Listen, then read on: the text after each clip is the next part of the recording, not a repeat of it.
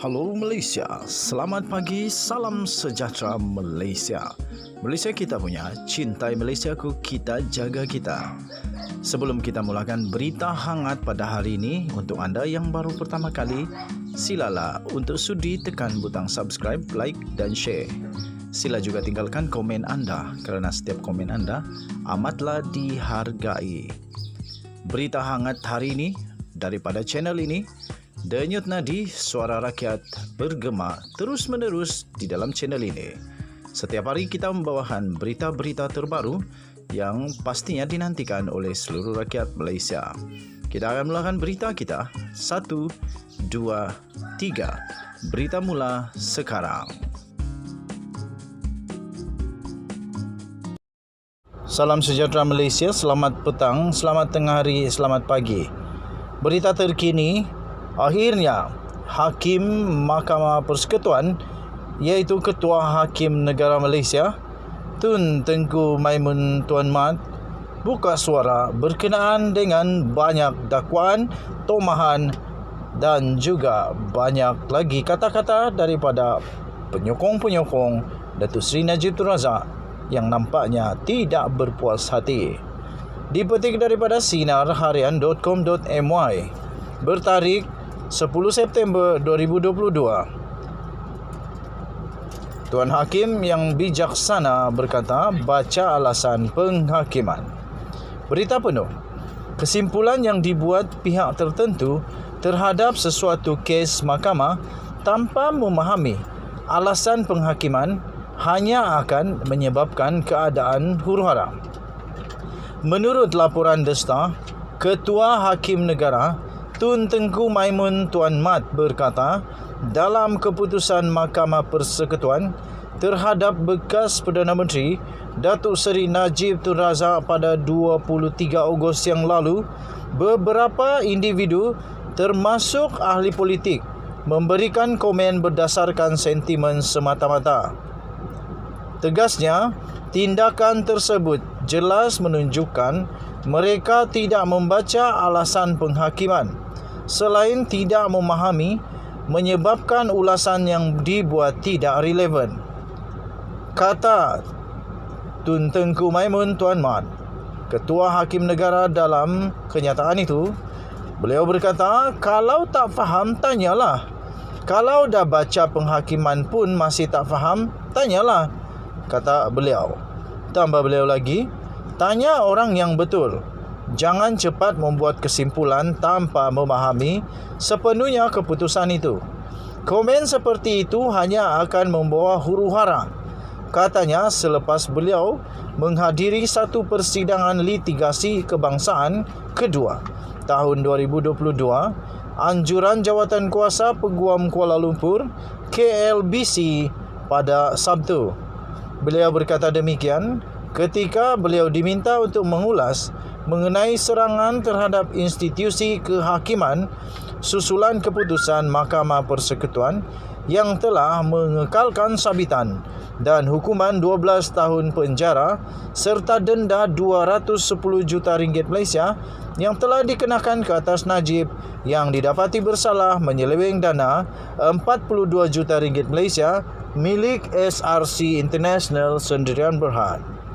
Panel 5 hakim yang dipengerusikan Tengku Maimun sebulat suara telah membuat keputusan itu selepas mendapati pembelaan Najib sememangnya tidak konsisten dan gagal menimbulkan keraguan munasabah. Sebelum ini, Majlis Peguam mengutuk tindakan berniat jahat, tidak wajar dan membentuk ancaman yang dilemparkan terhadap badan kehakiman serta Tengku Maimun. Menyifatkan serangan itu berbaur sentimen anti kehakiman serta tidak adil kepada badan kehakiman negara. Tengku Maimun dalam pada itu berkata, adalah tidak adil sekiranya ada pihak membuat kesimpulan tanpa memahami sesuatu isu. Kata beliau, adalah tidak adil untuk membuat kenyataan terhadap isu yang kamu tidak faham. Jika kamu tidak faham, tiada asas pengetahuan, tidak memahami sepenuhnya, tetapi kamu buat kenyataan, ini tidak betul, kata beliau. Sekian berita. Berita ini anda boleh dapati daripada sinarharian.com.my bertarikh 10 September 2022 dengan tajuk Baca Alasan Penghakiman. Denyut nadi suara rakyat terus bergema di channel ini. Jangan lupa tekan butang subscribe, like dan share. Kita jaga kita Malaysia, kita punya, cintai Malaysiaku. Sila tinggalkan komen anda. Kita jumpa lagi. Bye-bye. Salam sejahtera Malaysia. Kawan saya Fels Lifestyle. Di depan tu Nazilin Unity. Oi, kami minum kopi lah. Apa lagi? Ada satu soalan yang saya pikir. Ada satu soalan yang kawan tanya. Apa beza Lokman Adam dan juga Rafizi Ramli? Pertama beza dia, of course nama diorang tidak sama. Nama diorang tidak sama. Yang satu Lokman Adam, yang satu Rafizi Ramli. Itu perbezaan yang pertama. Yang sama, yang berbeza juga, diorang tinggal tempat lain, pati lain, rumah lain, istri lain, semua lain lah. Tapi perbezaan sebenarnya antara Lokman Adam dan Rafizi adalah apabila mereka buka mulut, apa yang terjadi? Setiap kali Rafizi buka mulut, pasti banyak orang bergegar. Pasti banyak pendedahan untuk memperbaiki, menyelamatkan negara daripada manusia-manusia yang tamak, yang makan duit kerajaan negara Malaysia. Dan setiap kali dia bersuara, memang ramai orang bakal kena dakwa. Yang bagus dia selamatkan keadaan negara Malaysia daripada masuk ke kancah yang lebih bahaya, yaitu bankrupt, geng bankrupt. Dan dia menyelamatkan daripada rasuah yang berleluasa. Berbeza dengan Lokman Adam. Lokman Adam, setiap kali dia bersuara, dia mesti mau kena dakwa. Dia mesti mau kena dakwa. Sejak kebelakangan ini, setiap kali Lokman Adam buat pendedahan kah, menghentam manusia orang lain kah, mesti dia kena saman. Saman menghina, saman memfitnah, saman kerana memaki hamun Perdana Menteri dan kerajaan. Itulah bezanya tuan-tuan dan puan-puan. Apalagi beza antara Lokman Adam dan juga Rafizi. Fakta. Rafizi, setiap kali dia berbicara, dia mesti keluarkan fakta, dokumen lengkap. Sudah diaudit, dipersahkan, kan begitu kan bro? Apa-apa sajalah. Sudah di endorse. Sudah disahkan bahwa benda itu betul. Itu Rafizi. Manakala Lokman Adam, entah apa jadi dengan dia, setiap kali dia marah selalunya dia cakap selalunya emosi. Tetapi mungkin bukan semua lah. Ada juga yang fakta. Tapi kebanyakannya mungkin emosi sampai dia didakwa. Jadi ada orang tanya, kenapa kau tolong Rafizi? Dia pacik kau? Bukan, dia bukan pacik saya. Jauh sekali nenek saya. Lagipun Rafizi kan laki. Jadi Rafizi bukan jiran sebelah rumah. Dia tidak pernah belanja saya minum kopi. Tidak pernah. Dan saya pun bukan anak tiri kah, abang angkat kah, adik angkat kah, bukan. Tiada kena mengena saya dengan Rafizi. Oke.